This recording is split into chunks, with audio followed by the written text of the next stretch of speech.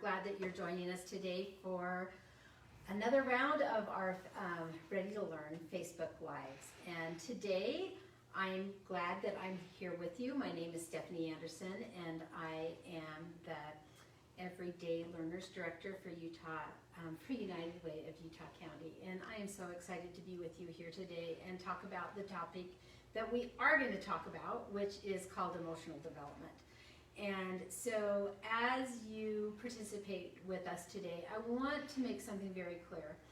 I hope that any of the classes that you've participated in, whether it's been through Facebook or whether it's been a live session, that you go away empowered as a parent, that you go away saying, hey, I do that, and I'm doing a good job, and maybe I can add this, or I got a new idea that I'm going to try this. And if it works, and it works for your family, then I hope that you use it. If it doesn't work for your family, I never want you to think that you're not a good parent or you're not doing things right.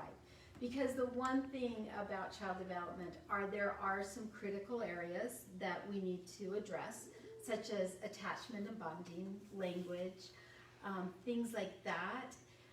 Helping children gain cognitive skills and social and emotional skills and physical skills. But we can do it differently. And so the class that we're going to talk about today, I hope that you find interesting. But if it doesn't meet what your family needs are, don't walk away thinking that you're not doing things right. So many times in child development and so many times in our everyday lives, we have people telling us, you have to do it this way. This is the only way to raise a child. And that's not true. In fact, one of my favorite people that worked with children who was a pediatrician, and he said that parents innately know what's best for their own children. And remember, their own children. So as we talk about things, is this the best way to do it for your child? Not for someone else's children, but for your own children. So as we talk about that, some of the things that I want to remind you is that you will have a PDF version of our PowerPoint. I'm getting a signal to slow down or maybe stop. Keep going. The description doesn't match. Of what to do with the Imagifil. So I'm not quite sure the message that I'm getting today. As one of the things what to do with the Imagifil is that there is a lot of handouts. In fact, the next two workshops, the handouts are very big. And they're more informational rather than focused on books in particular, like we've done in the past. So I would really encourage you to download those and follow along, but more importantly, go back or after we're done with this workshop to go through the handouts and see what specifically will help your child. Once again, the PowerPoint is going to be a PDF that you can open and follow along with. There are 2 videos that you can turn me off or turn the PowerPoint off and view on your own so it doesn't cause some havoc for you as you're watching us. But this is a really important workshop to talk about social and emotional development in children. It was written by the Family Foundation, the Family Neighborhood Foundation, which is Mr. Rogers' neighborhood when he was alive. And I just want to give you a little background of why he wrote it and why it's important, is that Mr. Rogers has done several workshops and trained the trainers where he would train other people or his company would to offer this information. And when he first started out, he had a lot of his workshops for people that worked with children, like daycare providers, those that worked in early childhood education.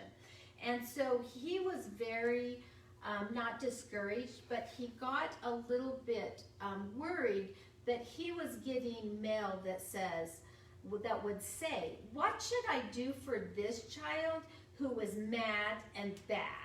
Or what should I do with this angry, out of control child? And he was worried that our professionals that worked with children didn't understand social development. And so this workshop, which was originally written for daycare providers and for people that work directly with children, he wanted them to know how children developed in the social and emotional domain, as we called it in other classes. And then parents became very interested. Of course parents were interested in this. And so he opened it up to other parents. And I was very fortunate to be trained when I worked for Brigham Young University with BYU. At the time it was KBYU, as a trainer for what to do with ImagiFeel. The training was 2.5 hours, and so we, of course, have consolidated that. So there's a lot of information that I would like you to use your handouts and go back and see where your children are and to look at your specific child. But Mr. Rogers really felt like when children could learn to have the way that they could control their own emotions, that they didn't have someone doing it for them, that was the best way for children. Instead of having a parent always overlooking a child and telling the child what to do or how to feel, it was better to teach the child how to do that on their own with guidance from parents. And so that's one thing that you'll find as we go through this is most of the recommendations are how to help children ultimately be able to manage their own emotions and to deal with their own emotions, which I really like. And so as I was trained on this several years ago, it really resonated with me, not only as an educator, but as a parent. And I've been able to use the ideas that he's given in the training to help me become a better parent and also to help others understand. So that's, in a nutshell, why this workshop was written, was because Mr. Rogers was a little bit concerned that providers and parents didn't understand the development of children and the stages. And so there's other ways to look at this, and this is not the only way to help children, but it's a very good overview, and I hope you enjoy it as much as I do. I hope you're happy today to be here. That is the key word, and I will mention it a couple days. But I'm first going to read a book, just to start us out, about a little boy that didn't have a very good day and was not very happy. As I read this book, I'm going to come up a little bit closer, but as I read this book, I want you to sort of make a tally of how many bad things happened to Alexander. And what was the breaking point for him? And let's see if it really was a terrible, horrible, no good, very bad day. One of the things that I love about this book is there's not a lot of colorful pictures, but it's very detailed. There's a lot of detail in the illustrations for children to look at. I went to sleep with gum in my mouth, and now there's gum in my hair. And when I got out of bed this morning, I tripped on the skateboard, and by mistake, I dropped my sweater in the sink while the water was running, and I could tell it was going to be a terrible, horrible, no good, very bad day. At breakfast, Anthony found a Corvette Stingray car kit in his breakfast cereal box. Nick found a junior undercover agent code ring in his breakfast cereal box. But in my breakfast cereal box, all I found was breakfast cereal. I think I'll move to Australia. In the carpool, Mrs. Gibson let Becky have a seat by the window. Audrey and Elliot got seats by the window too. I said I was being scrunched. I said I was being smushed. I said if I don't get a seat by the window, I'm going to be car sick. No one even answered. I could tell it was going to be a terrible, horrible, no good, very bad day. I think that nobody listening to him probably was really hard. At school, Mrs. Dixon liked Paul's picture of the sailboat better than my picture of an invisible castle. At singing time, she said I sang too loud. At counting time, she said I left out 16. Who needs 16? I could tell it was going to be a terrible, horrible, no good, very bad day. I could tell because Paul said I wasn't his best friend anymore. He said that Philip Parker was his best friend and that Albert Mayo was his next best friend and that I was only his third best friend. I hope you sit on a tack, I said to Paul. I hope the next time you get a double-decker strawberry ice cream cone that the ice cream part falls off the cone and lands in Australia. There was 2 cupcakes in Philip Parker's lunch bag, and Albert got a Hershey bar with almonds, and Paul's mother gave him a piece of jelly roll that had little coconut sprinkles on the top. Guess whose mother forgot to put in dessert? It was a terrible, horrible, no good, very bad day. That's what it was, because after school, my mom took us all to the dentist, and Dr. Fields found a cavity in just me. Come back next week and I'll fix it, said Dr. Fields. Next week, I said, I'm going to be in Australia. On the way downstairs, the elevator door closed on my foot, and while we were waiting for my mom to get the car, Anthony made me fall where it was muddy, and then when I started crying because of the mud, Nick said I was a crybaby, and while I was punching Nick for saying crybaby, my mom came back with the car and scolded me for being muddy and fighting.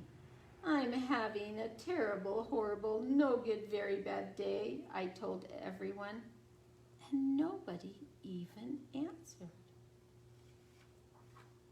So then, when we went to the shoe store to buy some sneakers, Anthony chose white ones with blue stripes. Nick chose red ones with white stripes, and I chose blue ones with red stripes. But then the man said, "We're sold out." They made me buy plain old white ones, but they can't make me wear them.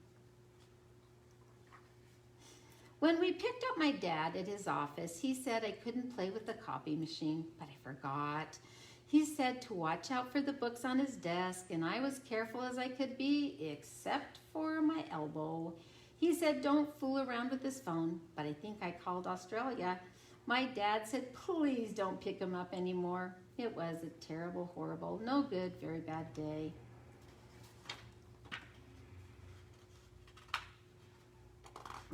Skipping a whole bad part. There were lima beans for dinner, and I hate lima beans. There was kissing on TV, and I hate kissing. My bath was too hot. I got soap in my eyes. My marble went down the drain, and I had to wear my railroad pajamas. I hate my railroad pajamas. When I went to bed, Nick took back his pillow he said I could keep, and the Mickey Mouse nightlight burned out, and I bit my tongue. The cat wants to sleep with Anthony, not me. It has been a terrible, horrible, no good, very bad day. My mom said some days are like that, even in Australia. So what do you do when you have days like that? Kids have days like that. Adults have days like that. And the one thing that always comes back to me when I read that book is there were 2 times he said, and nobody even listened.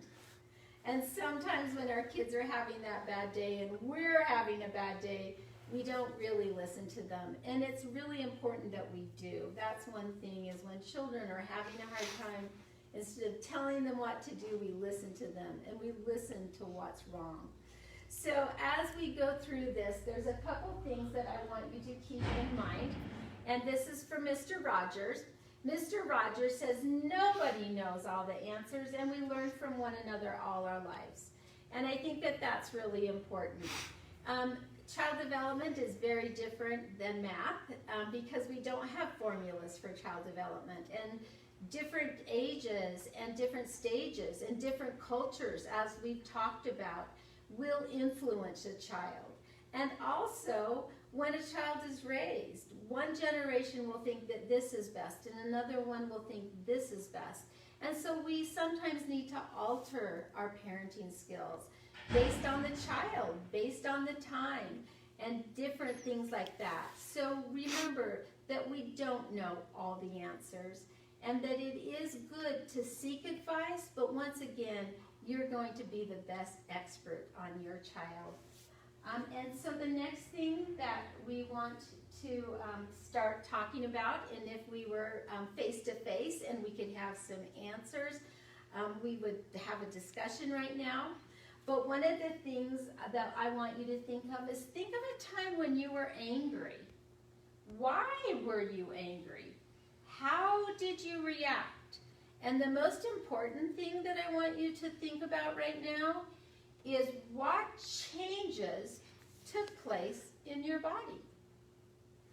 I get angry like everyone else, and what happens in my body is I clench up.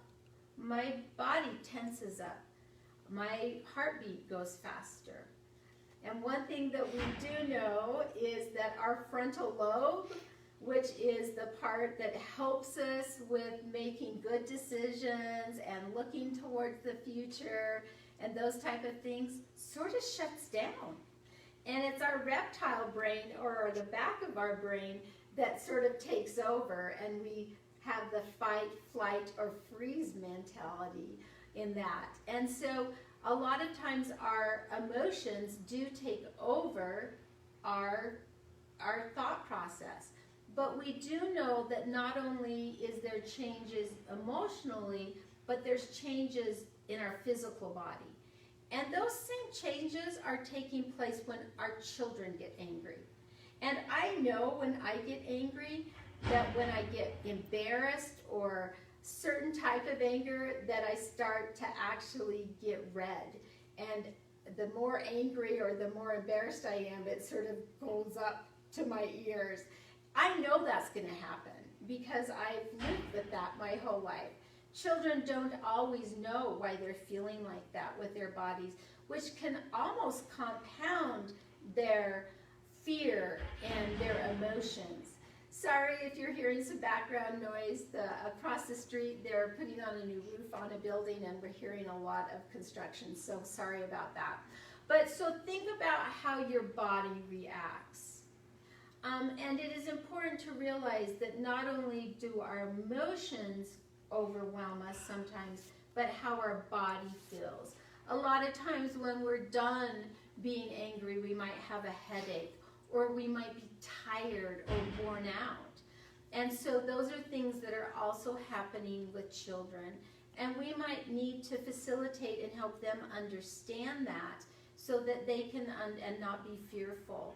And to help maybe after they have had maybe a meltdown, to make sure that there's some quiet time, or they get some protein in their body, some different things like that to help them not overcome the emotional part, but the physical part of that emotionals, those times when we were angry.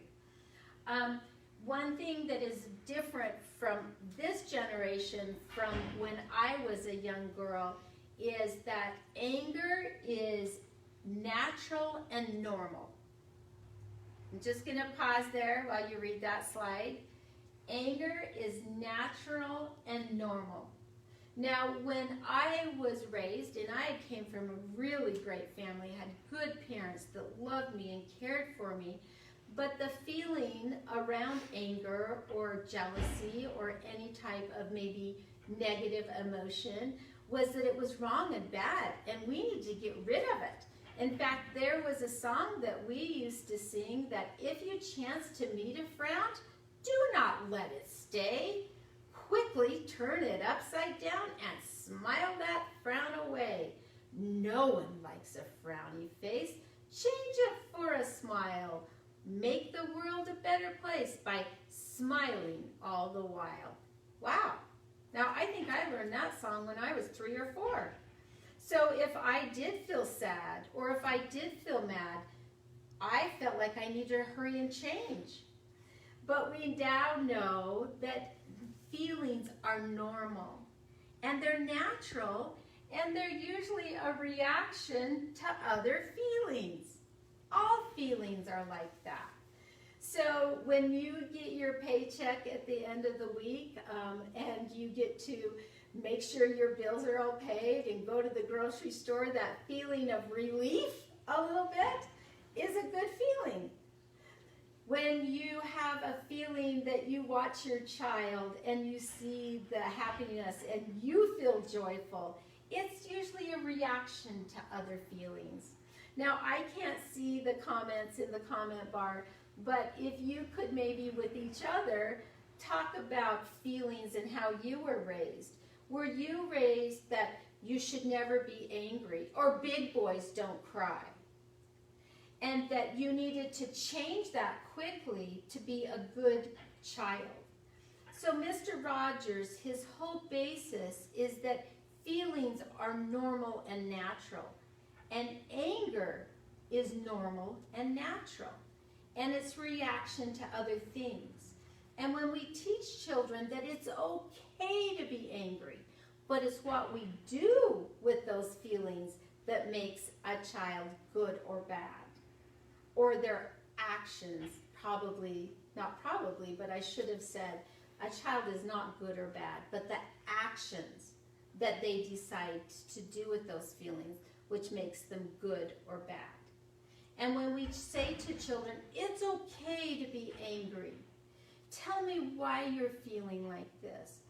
And when we help them understand that process, then it will help them understand their process. And so they won't, when they do get angry, or they get jealous, or maybe when they get exhausted, then they won't feel like they're a good or bad child.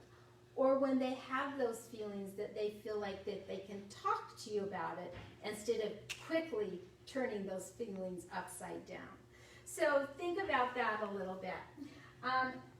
One of the things that we do know is that stress, what we're going to call stress, there are some things that can help us react, or some situations in our life that will be stressful or cause us to decline in our social and emotional development. And so a few of these is when we move,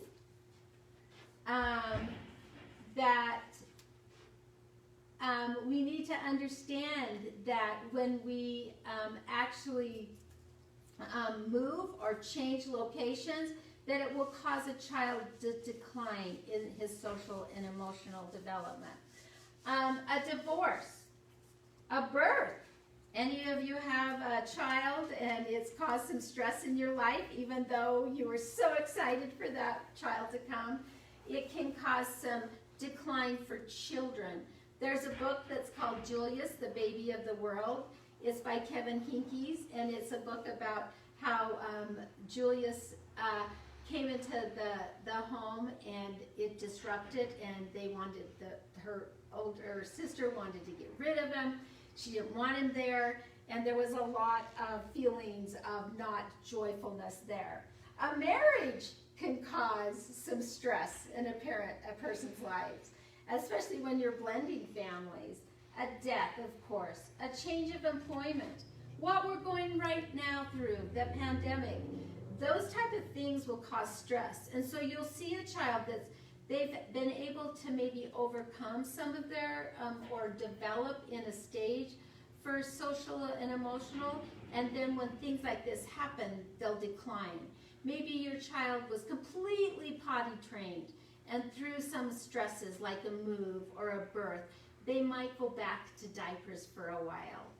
And so you need to realize that things in a child's life and in a parent's life will cause some some decline in their social and emotional behavior.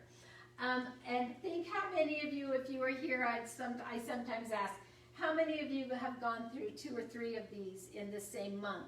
And it's interesting to see that a lot of times there's a lot of stress. So one of the things that we're going to do right now is we're going to watch a video that's called What Did You Do with the Mad You Feel? This song was written by Mr. Rogers several years ago. And the one thing that he shows in this song is what you can do, or what children can do with the mad you feel. And there's a couple of things after we watch this video of Mr. Rogers when he was very young that we're going to talk about that situation. So let's go ahead and play this video. It's called What Do You Do with the Mad You Feel? What do you do when you're angry? What do you do with the mad that you feel? When you feel so mad you feel like fighting. When the whole wide world seems go so wrong, and nothing you do seems very right. What do you do? Do you punch a bag? Do you pound some clay or some dough? Do you round up friends for a game of tag? Or see how fast you go? It's great to be able to stop when you've planned a thing that's wrong, and be able to do something else instead, and think, this song, I can stop when I want to, can stop when I wish, can stop, stop, stop anytime. And what a good feeling to feel like this, and know that the feeling is really mine. Know that there's something deep inside that helps us become what we can. For a girl can be someday a lady, and a boy can be someday a man. And you know that's true, don't you?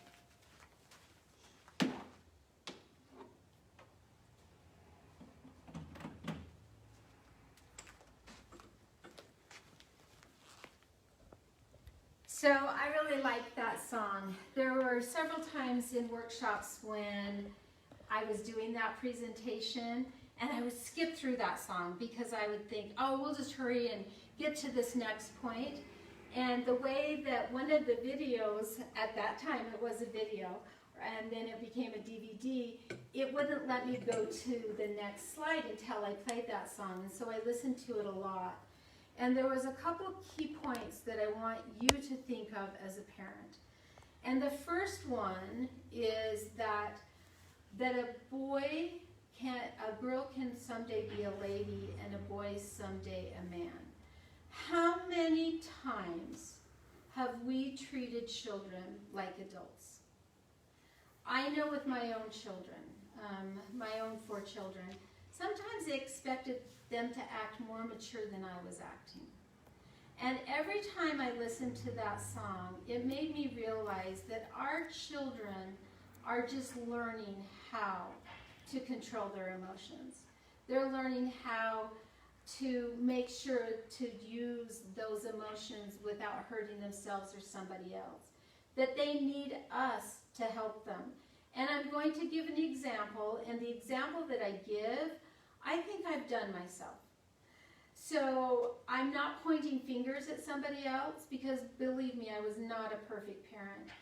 One night, my husband and I had our usual date, and that was to the grocery store about 10:30 on a Saturday evening. That was our date night. We went to the store to get what we needed for Sunday. And as we were there, and remember this is 10:30 at night, I don't know the situation that this family had.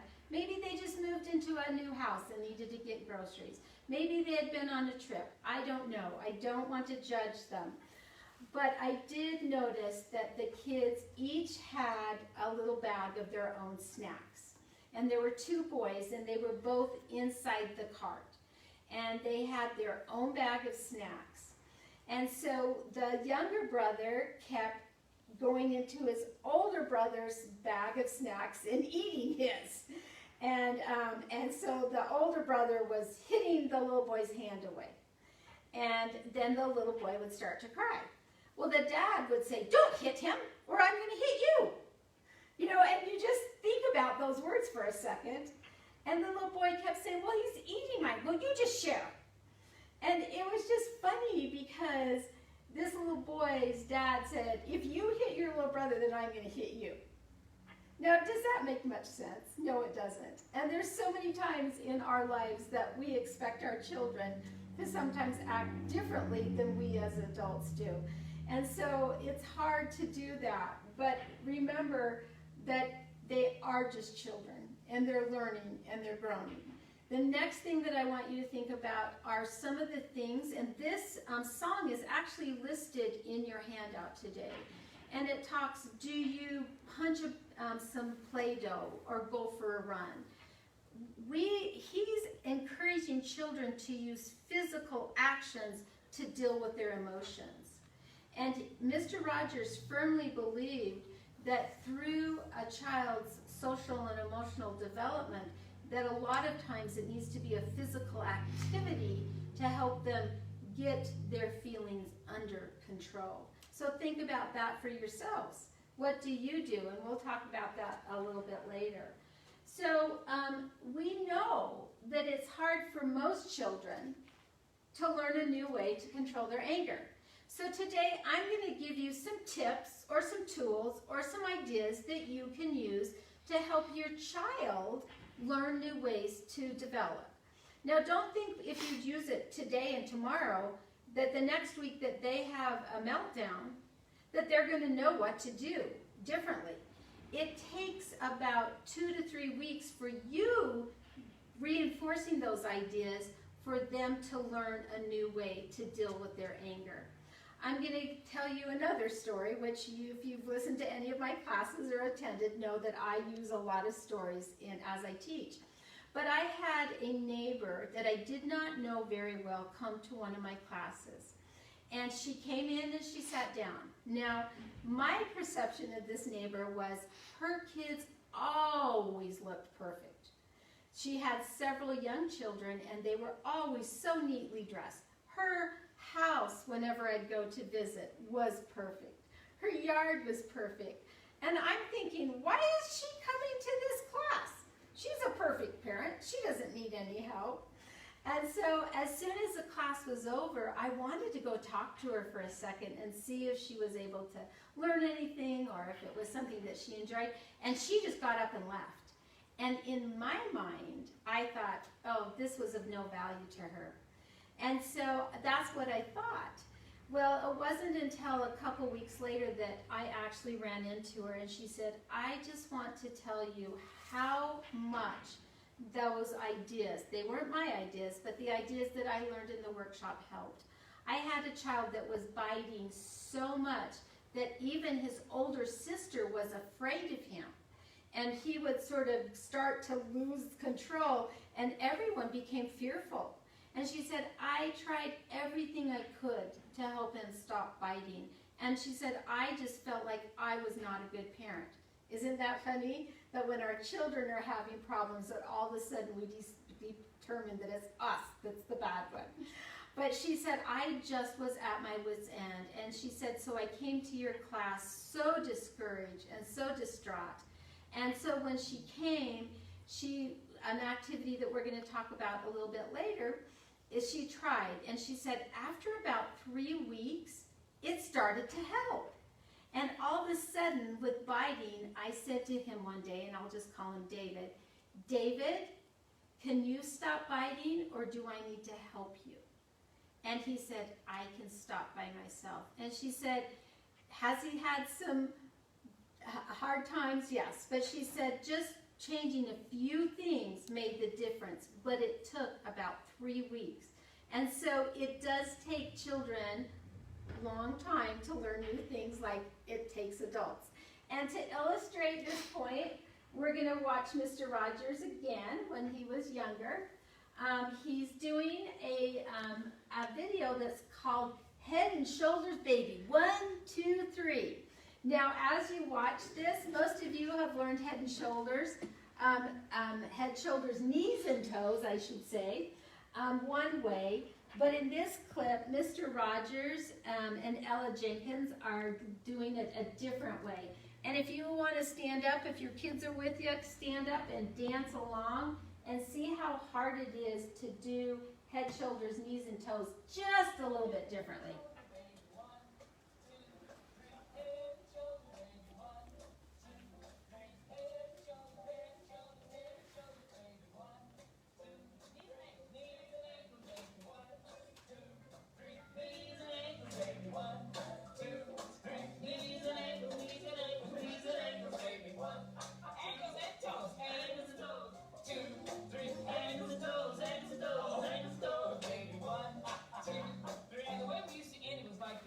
That's all, baby. 1, 2, 3. That's all, baby. 1, 2, 3. That's all. That's all. That's all, baby. 1, 2. So I know that Mr. Rogers could have learned that song, and they could have edited every mistake out that he was making. The point that he was trying to show in that video and during that episode was, it is hard to learn new things, but you can have fun while you're learning it. And that's some of the activities that we're going to do, is talking about having fun during normal day activities, so that when your child learns as having some meltdowns or temper tantrums or having a hard time dealing with his emotions, that you can draw back on those fun times to understand what to do and how to react better to your feelings. And so I really like that clip of Mr. Rogers having fun by making mistakes. And I'm sure that Mr. Rogers could have done head, shoulders, knees, and toes very quickly, but he was willing to learn. And I hope you're willing to learn some new things as we go along today. And in this workshop, what do you do with the MagiFeel? One of the things that is really stressed is that, like other areas of development, there's different stages. Remember, we talked about the scaffolding a couple weeks ago, that we are going to start on a foundation of stage 1, and then in this workshop or this lesson, there's 4 different stages. And there definitely is that scaffolding effect, that one builds off another. And so in each stage, I'm going to give you a few hints of what you can do to help a child. But remember, stage 1 is the foundation for the rest of our social and emotional growth. And I think those of you, when we talk about stage 1, you're going to go, I'm a great parent. I was a good parent in stage 1. Sometimes it's harder in stages 2 and 3. But this is one of the things that I love, is in stage 1, the first dynamic is that we need to establish a sense of ourself and our bodies and our boundaries of our bodies. Now, very young children are what we call egocentric. They really feel like, and are born, this is normal, this is how they develop, is that the world centers around them. That everything that's happening in the world is because of them.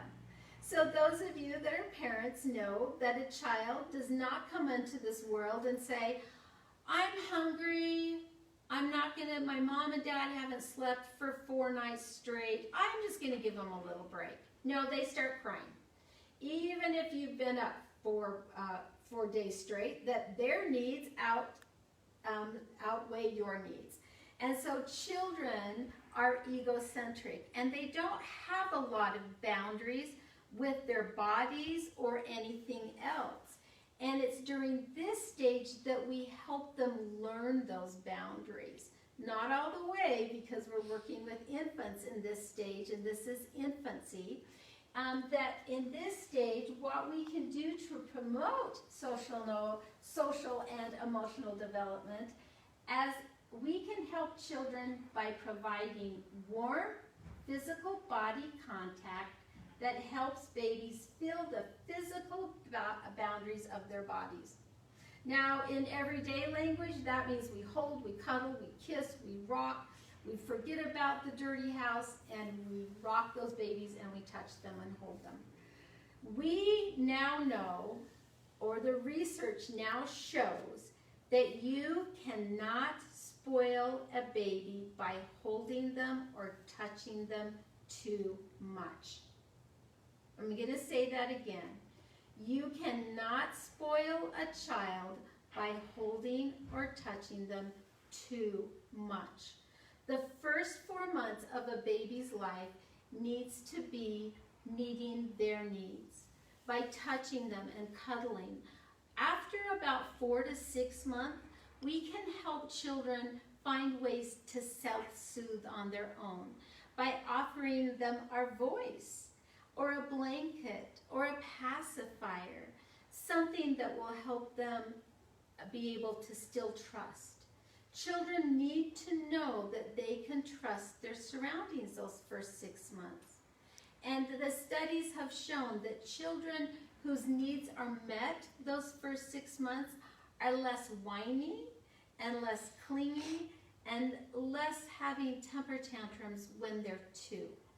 So the more you can help that child feel safe and help them feel you and the boundaries of their body, the better. Now that doesn't mean that at 4 months you can't take a shower or you can't put them down so you can eat, but it means that as much as you can help them by touching them, by being there, your physical presence, your face, for them to be able to see you can help them soothe. So what do we do during this stage to help them develop? So a lot of the times we're going to just be touching and almost petting or helping them feel those boundaries. As they get a little bit older, we're going to be doing a lot of peekaboo games, or here's mommy's nose, where's baby's nose, where they start to see, oh, I'm different than my mom and my dad. Here's the doggy's nose, and we don't pull the doggy's tail, else he might bite us. And so helping children learn those boundaries takes some time.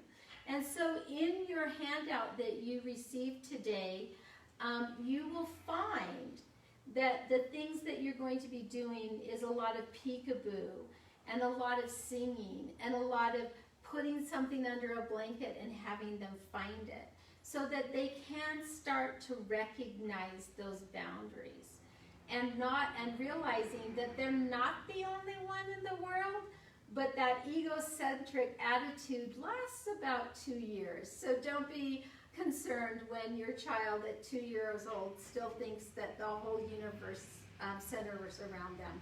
That's quite typical, but we can help them in this stage. So doesn't that make you feel good as a parent that by holding them, by soothing your child, by rocking them, by singing to them, by playing peekaboo, those type of things where you're seeing, showing them differences, that really sets the foundation for their social and emotional behavior, because the foundation is the strongest part of the building. And so that's really neat. I really like that. And so don't become overly concerned if your routine of having a really clean house or having, the dinners that are really elaborate or are not as much anymore because you're making sure that this is happening with your child. So the second stage is my favorite stage because I don't have children in it and I can watch other people in it. But in this stage, it's managing impulses and being able to stop. It's not controlling them or stopping them. It's learning to manage impulses and being able to stop. So in this stage, we want to help children learn to do that. One of the things that's important to note, and this is difficult if you have more than one child, or if you're a child care provider, or have other responsibilities, is parents, teachers, and caregivers have to be physically present to stop out of control behavior. Now, as a parent with my first two children, I didn't understand this concept at all. I thought if I just gave them verbal warnings or verbal instructions that they would stop. For example, when my two oldest children would be at the playland at some place like McDonald's or Carl Jr.'s or Burger King where they would have playlands, or Chick-fil-A. Chick-fil-A was not invented yet. And they were maybe fighting on the very top of the slide, and I would say, "Don't hit your brother," in a really nice voice, because of course other parents were watching. My children never stopped hitting each other in that situation. And there were a couple times I had to climb up that slide to help them stop. So you have to be physically present to control out of control behavior. And I'm sure that you've noticed that, and that is difficult when you're in another room and you hear something happening. But it is something that you do need to do, and so you need to help that child. You need to not restrain them where they're hurting themselves, but remove them from hurting somebody or themselves. And that is difficult to do. So in this stage is also the time when we're going to start teaching, and not end, but start teaching stop and go games, such as red light, green light. In your packet today, you'll be getting, not today, but in the packet that we send next week, you'll be getting a red light, green light. And I forgot to grab one before this presentation. But when you're working with children and you're doing that red light, green light, you need to understand that if you're working with a 2 or 3-year-old, that you need to run with him until it's red, and then you need to help him feel your body stop so that they can feel their body stop. So that they can see and feel what it looks like. So what other stop and go games can you play with a toddler? I think one of the best ones is to get your Alexa or your whatever you use and start playing music and then stop it. And then they have to freeze. They're learning to control, learning to stop and then go. One that I used to do with my daughter is that she didn't hit. She was not a hitter. I can't really remember her biting. But the one thing that was difficult for our family was she cried. And boy, could she do that well. We used to say it, cry on demand. And so we needed to help her learn that, to manage that.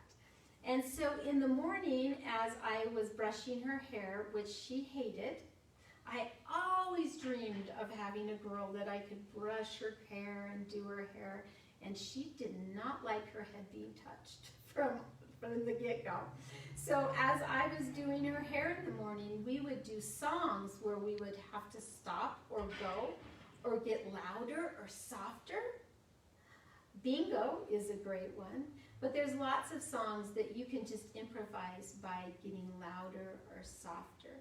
And so that is stop and go too. You're still using your body, but you're using it a little different.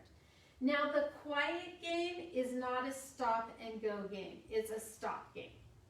So don't think that that's going to be a good one to teach managing impulses and being able to stop. It does need to be stop and then go and then stop and then go. So your child can feel like that. Not feel like that, but feel what it feels like to stop and then start again. And so this is where my neighbor, she did with her child that they did a lot of stop and go games. And she said that when he was biting, that she would have to be there. And then this is how you handle this situation.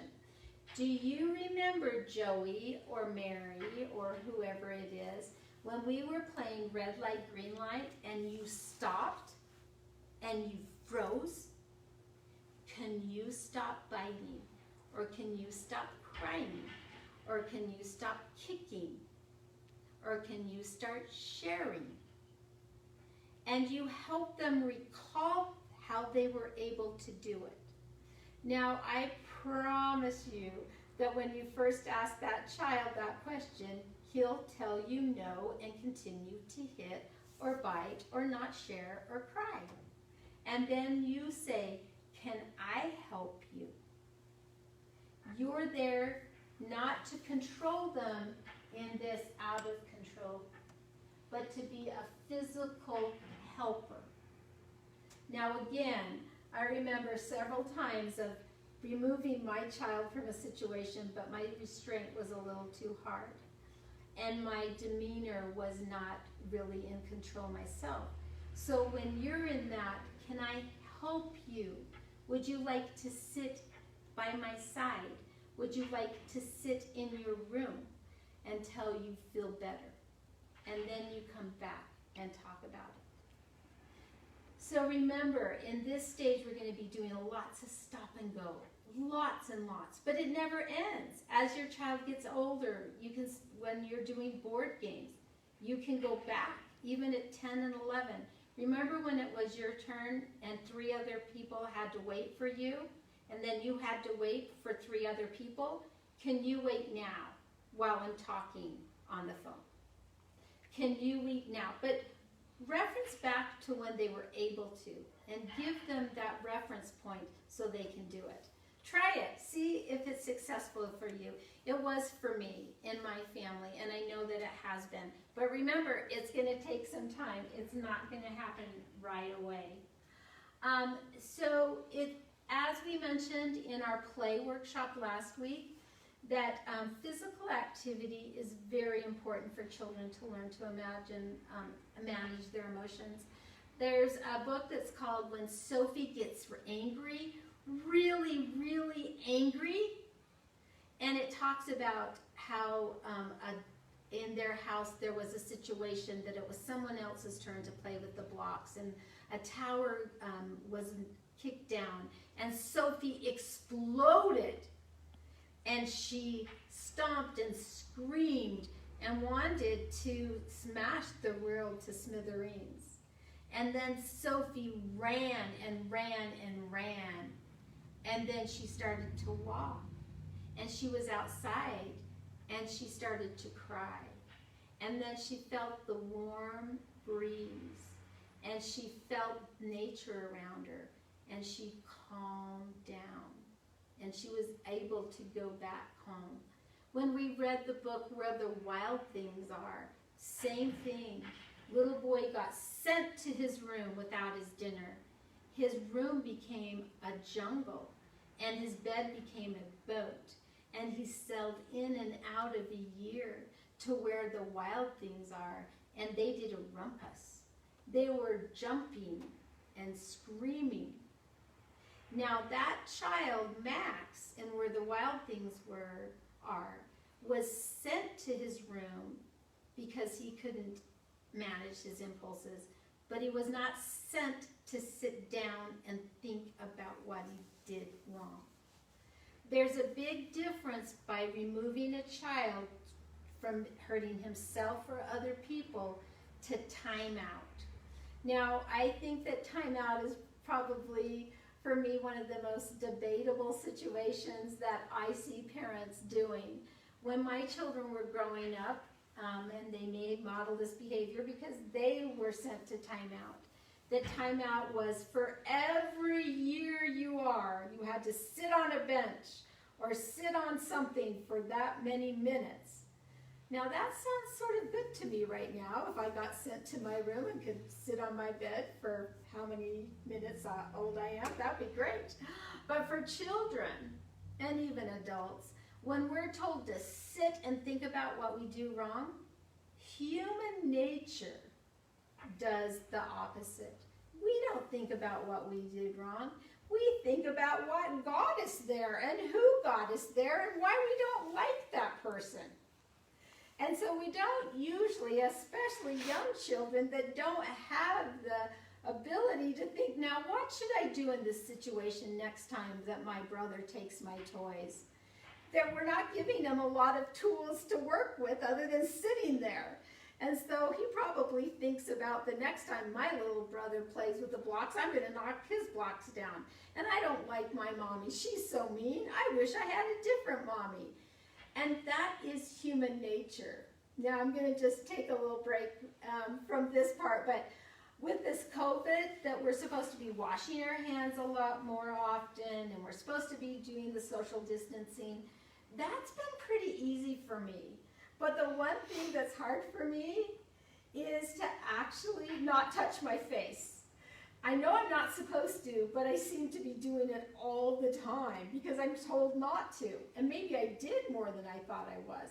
But that's sort of like timeout. When we tell a child to sit there and think about what they did wrong, what we're going to do is think about why we're going to do it next time, or how we're going to do it differently, or what that person that sent us there.